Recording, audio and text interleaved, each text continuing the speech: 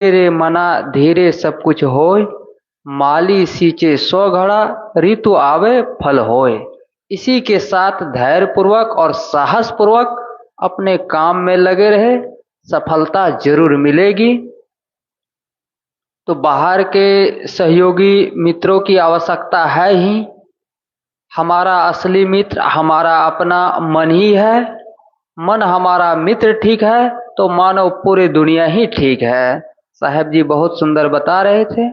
आगे और विचार सुनते हैं। विचार रखने के लिए मैं निवेदन करता हूँ श्रद्धेय संत श्री मणिन्द्र साहब जी से। मैं आपसे निवेदन करता हूँ कि आप अपने कल्याणकारी विचारों से हम लोगों को लाभान्वित करने की कृपा करें।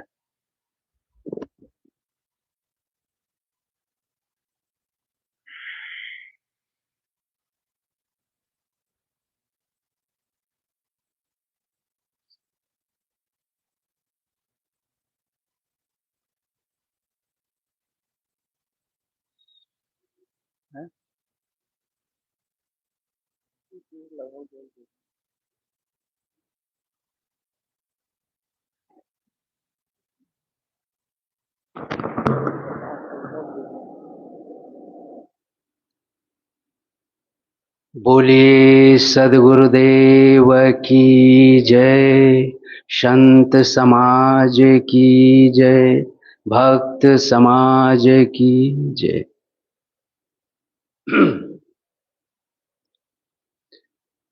अभी हम सब अपने साथियों से वो सुंदर विचार श्रवण कर रहे थे। अध्यात्म को पढ़ना नहीं समझना है, और जब समझ आ जाती है तो इस पथ पर चलने में बड़ी आसानी होती है। और जब तक हम नहीं समझते तब तक उलझने ही उलझन रहती हैं।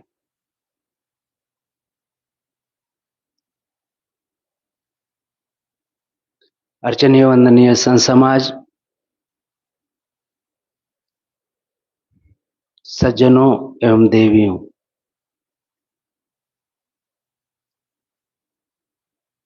आइए आज से 30 वर्ष पहले एक संस्मरण से अपनी बात शुरू करूं।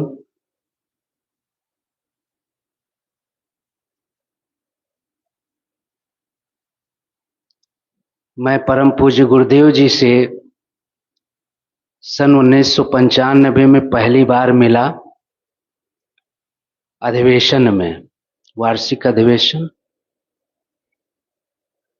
उसके बाद यहाँ रहा, फिर घर भेज दिया जाता था। तो मैं घर से वापस आ रहा था दोबारा। कपड़े तो सफेद थे ही, पर उतना ज्ञान तो नहीं था, जानकारी तो नहीं थी, पर मन तो बेचैन था। कहीं ना कहीं वो कुछ खोज रहा था। और सच है, जो खोज करता है, जो खोजता है, उसे ही वो मिलता है। सदगुरु कबीर ने कहा है, जिन खोजा तिन पाइया, गहरे पानी पैठ, मैं बपुरा बूढ़न डरा, रहा किनारे बैठ।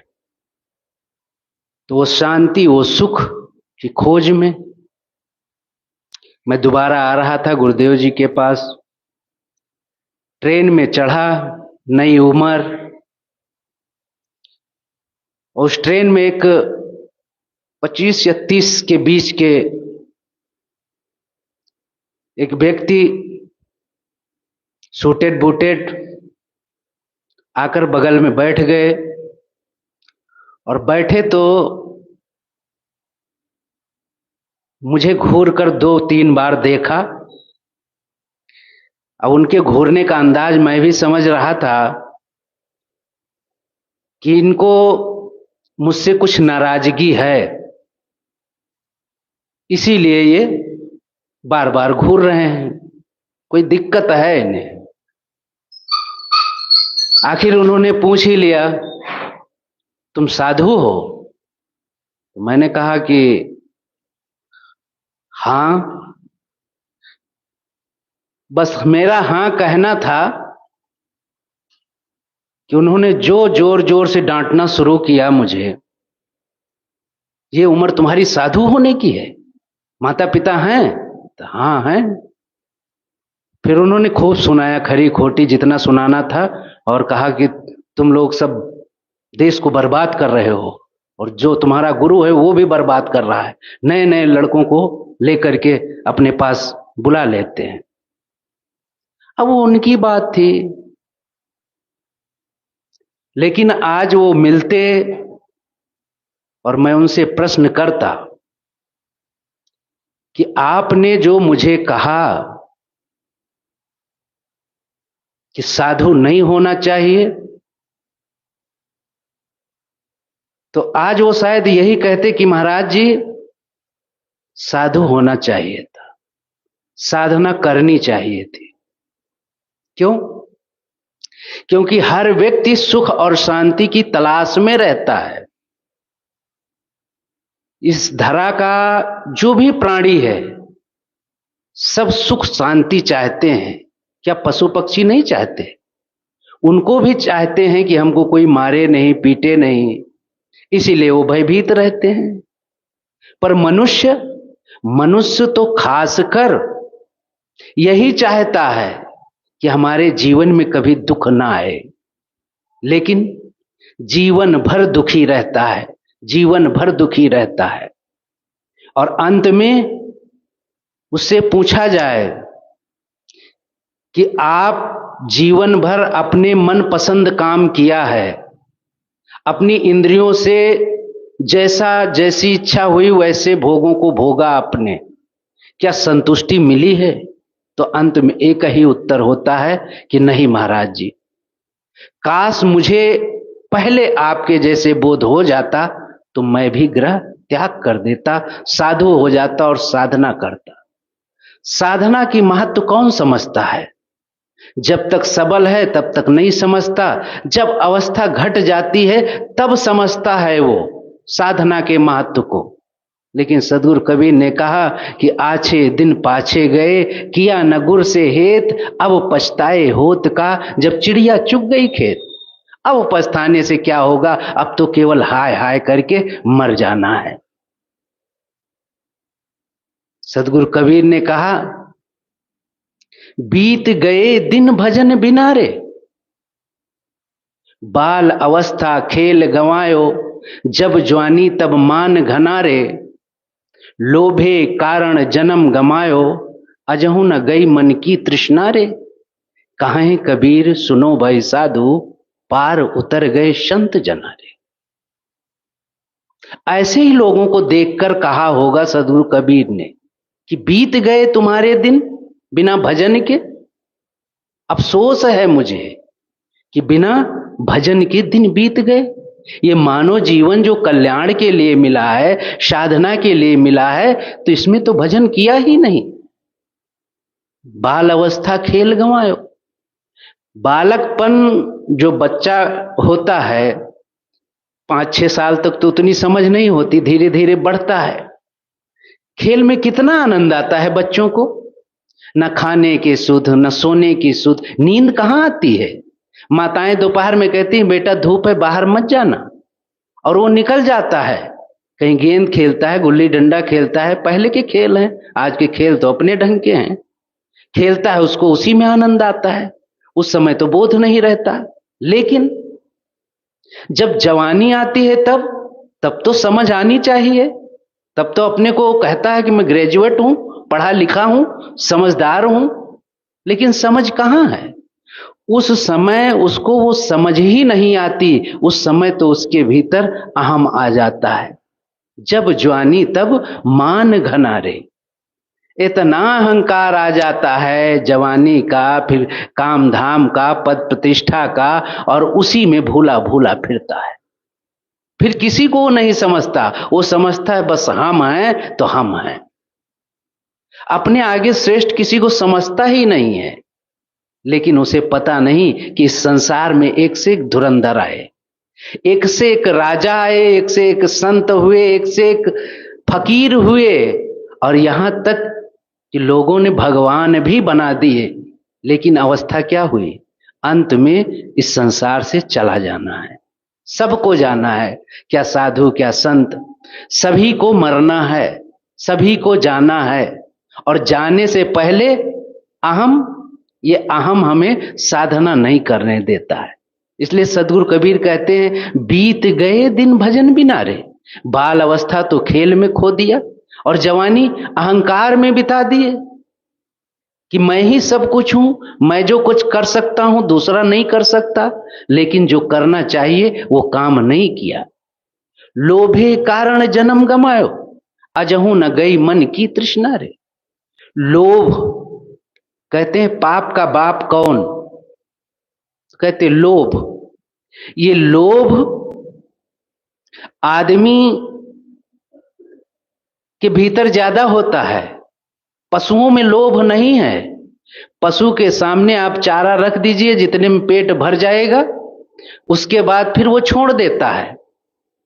कुत्ते के सामने आप भोजन रखिए, मतलब जो उसकी आवश्यकता है उससे ज्यादा नहीं लेता है वो। लेकिन मनुष्य जब, अब तो शहर में है बफर सिस्टम चालू हो गया है। पहले ब्रह्म भोज होता था, हरे हरे पत्तलों में भोजन दिया जाता था, ये छूल के पत्ता होते थे, और सब नीचे जमीन पर बैठते थे और लोग पारस करते थे बड़ी पवित्रता से, पूछ पूछ कर भैया पूड़ी लो, दाल लो, सब्जी लो, जो कुछ है, और प्रेम से लोग भोजन करते थे। और भोजन के बाद हाथ धोते और चले जाते। लेकिन वहीं पर यह भी देखा जाता था कि ये जो भिखारी लोग हैं, ये भिखारी लोग आते और कहते कि महाराज हमको भी भोजन चाहिए, हमको भी भोजन चाहिए। अब ब्रह्म भोज का तो मतलब ही होता है जो कोई आए सबके लिए।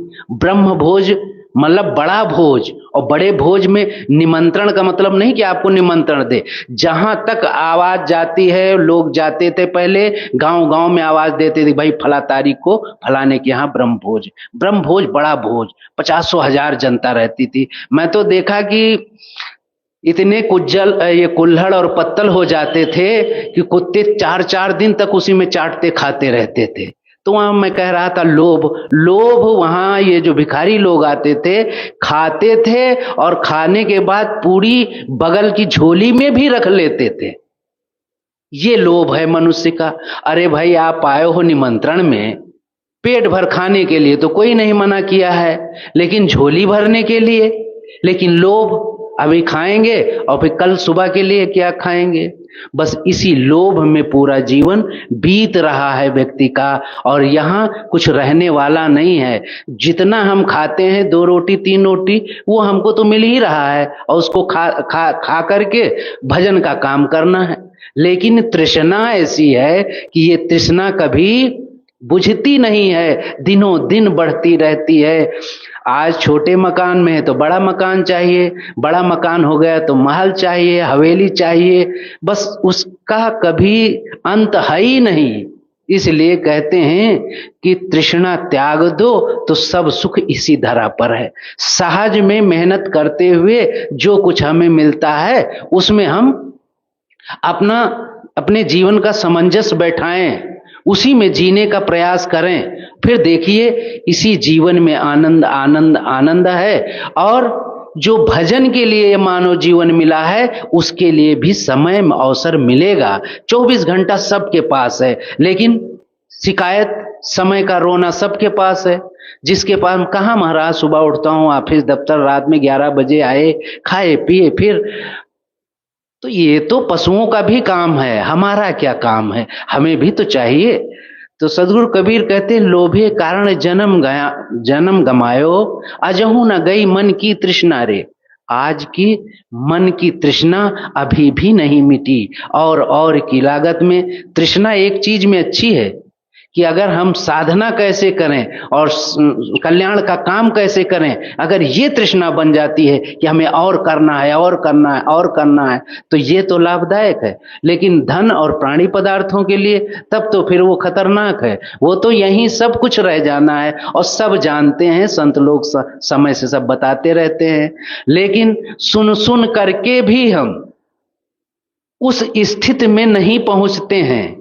अंतिम में वही पछतावा रहता है कि महाराज क्या करें, अवसर नहीं मिला। अवसर तो मिला है, लेकिन अवसर को हमने पहचाना नहीं है। सब दिन होत न एक समाना, कहते हैं समय जब मिलता है, उस समय का जब हम दोहन कर लेते हैं तो वही समय हमारा है। बाकी तो चला गया तो फिर आने वाला नहीं है। नदी में पानी बहता है, अब जहां पर आप खड़े हो एक चुल्लू पानी ले लिया, वो पानी आपका है, और दोबारा चाहो वही पानी पकड़ना तो बहुत आगे निकल जाता है। इसी प्रकार समय है।